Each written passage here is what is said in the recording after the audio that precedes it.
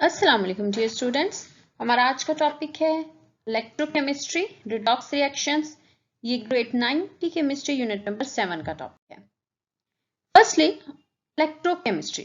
Electrochemistry is the branch of chemistry that deals with the relationships between electricity and chemical reactions।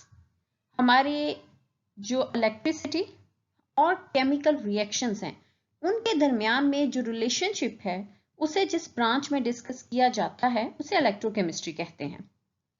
It involves oxidation and reduction reactions which are also known as redox reactions. Electrochemistry में दो चीजें होती हैं, oxidation and reduction reactions. हम सबसे पहले ये देखेंगे कि ये ऑक्सीडेशन और रिडक्शन रिएक्शंस जिन्हें रिडॉक्स रिएक्शंस भी कहते हैं ये असल में होते क्या हैं।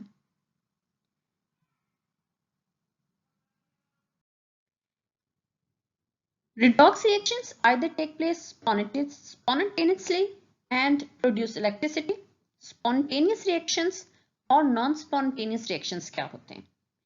रिडॉक्स रिएक्शंस जब स्टार्ट होते हैं they can be spontaneous, mean reactions which take place on their own without any external agent, जिन्हें किसी भी external agent की जरूरत ना हो और वो रिएक्शन खुद ब खुद स्टार्ट हो जाए। जब स्पॉन्टेनियस रिएक्शन स्टार्ट हो जाएंगे तो स्पॉन्टेनियस रिएक्शंस में जो इलेक्ट्रिसिटी प्रोड्यूस होगी, इलेक्ट्रिसिटी क्या है? Movement of electrons. ये जब इलेक्ट्रिसिटी प्रोड्यूस होगी वही इलेक्ट्रिसिटी यूज होगी as a drive of non spontaneous reactions. So, हम नॉन स्पॉन्टेनियस रिएक्शंस को क्या कह सकते हैं? Those reactions which take place in the presence of an external agent. These reactions take place in galvanic or electrolytic cells. Electrolytic cells क्या होते हैं? हम इन्हें एक जो आपका लेक्चर है उसमें डिस्कस करेंगे। पहले हम ये देखते हैं कि ऑक्सीडेशन और रिडक्शन रिएक्शंस होते क्या हैं। ऑक्सीडेशन रिडक्शन रिएक्शंस के बारे में एक जो कंसेप्ट है वो क्या है? एडिशन और removal of oxygen and hydrogen का। इस कंसेप्ट में क्या है आपका, जहां पे कंसेप्ट जो फर्स्ट है कि आइदर आपकी जो ऑक्सीजन है वो ऐड हो रही है या रिमूव हो रही है। दूसरा, आपकी जो हाइड्रोजन है वो किसी केमिकल रिएक्शन में ऐड हो या रिमूव हो। इसे हम देखेंगे ये कैसे होता है। हम ऑक्सीडेशन को कैसे डिफाइन कर सकते हैं? addition of oxygen और removal of hydrogen during a reaction। एक केमिकल रिएक्शन हो रहा है, अगर तो आपकी ऑक्सीजन ऐड हो या हाइड्रोजन रिमूव हो तो उस दोनों कंडीशंस में हम उसे कहते हैं कि ये रिएक्शन जो है ये आपका ऑक्सीडेशन रिएक्शन है। डेफिनेटली जब एक जो आपका एलिमेंट है एक केमिकल रिएक्शन में वो ऑक्सीजन को ऐड करेगा तो डेफिनेटली कोई और ऑक्सीजन को रिमूव कर रहा होगा। जब आपकी हाइड्रोजन रिमूव हो रही है तो डेफिनेटली वो जो रिमूव्ड हाइड्रोजन है वो कहीं ना कहीं जाकर ऐड हो रही है। तो जिस स्टेप में एडिशन ऑफ हाइड्रोजन होगा और रिमूवल ऑफ ऑक्सीजन होगा उस स्टेप को हम क्या कहेंगे? रिडक्शन कहेंगे। When both of these processes take place simultaneously in a reaction, we can say where there is oxidation, there is reduction. जब भी ये प्रोसेस होंगे हम कहेंगे अगर ऑक्सीडेशन हो रही है तो डेफिनेटली रिडक्शन भी हो रही है। ऑक्सीजन ऐड हो रही है तो डेफिनेटली कोई ऑक्सीजन को रिमूव कर रहा है। अगर हाइड्रोजन रिमूव हो रही है तो डेफिनेटली वही रिमूव्ड हाइड्रोजन जो है वो कहीं ऐड भी हो रही है। इनको हम एक एग्जांपल के जरिए देखते हैं। A reaction between zinc oxide and carbon is shown here. If you see removal of oxygen from zinc oxide, zinc oxide में ऑक्सीजन रिमूव हो रही है तो वो जिंक की फॉर्म में आ जाता है। जब ऑक्सीजन रिमूव हुई तो हमने उसे क्या कहा कि वो कौन सा प्रोसेस है? रिडक्शन है। यही ऑक्सीजन डेफिनेटली जब रिमूव हुई है जिंक से तो ये जाके कहीं और ऐड हो रही होगी। जहां ये जाके ऐड होती है वो आपका कौन सा एलिमेंट है? वो आपका है कार्बन। जब वो कार्बन के अंदर ऐड होती है तो उस स्टेप को हम कहते हैं वो ऑक्सीडेशन है। ये ऑक्सीजन से रिलेटेड एग्जांपल थी। हम नेक्स्ट एग्जांपल देखते हैं जिसमें हाइड्रोजन को दिखाया गया है। A reaction between hydrogen sulfide and chlorine is shown here. Hydrogen sulphide से जैसे ही हाइड्रोजन रिमूव होती है तो उस स्टेप को हम कहते हैं कि वहां क्या हुई, ऑक्सीडेशन।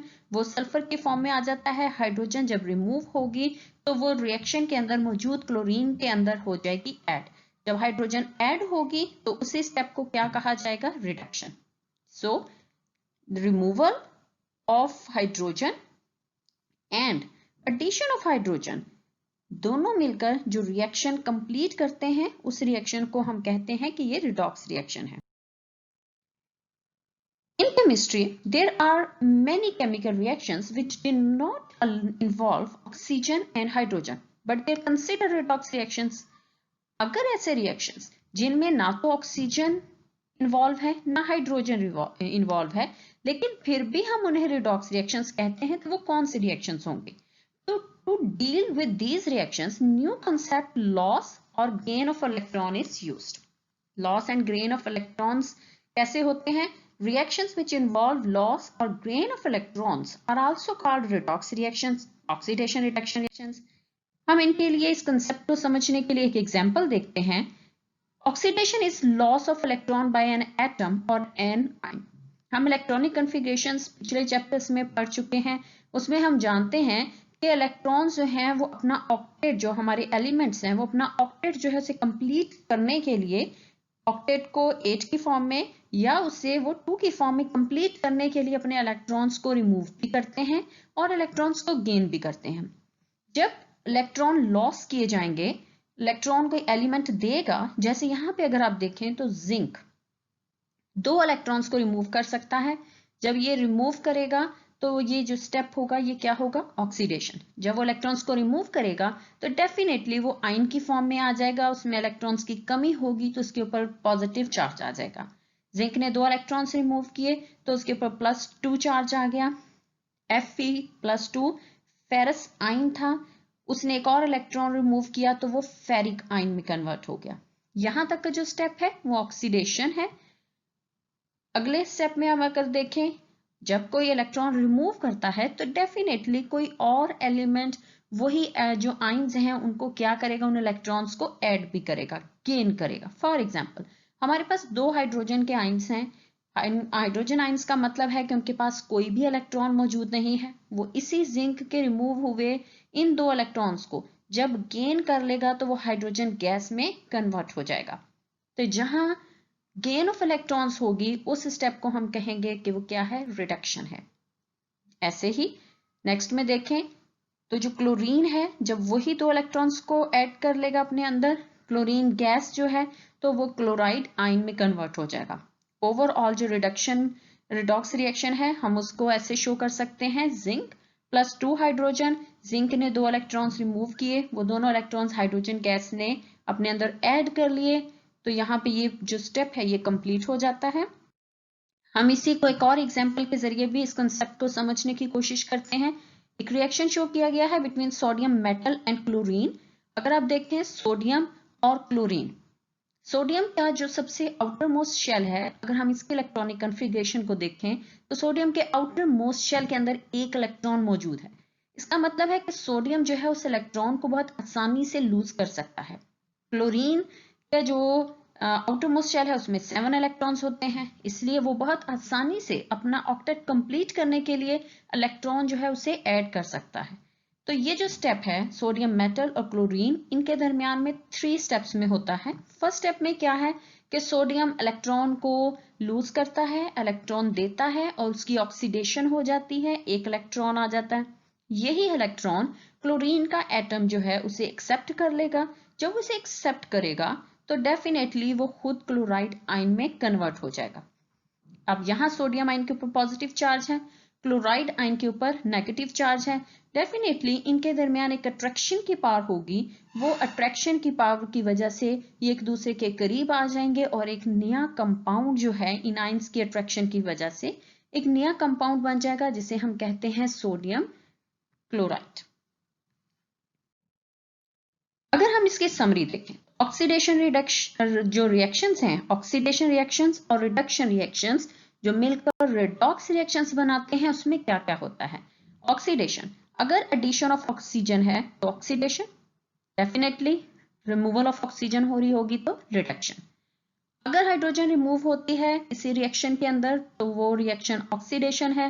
वो हाइड्रोजन जो रिमूव हुई है जो उसे एक्सेप्ट करेगा उसी स्टेप में क्या होगी, रिडक्शन।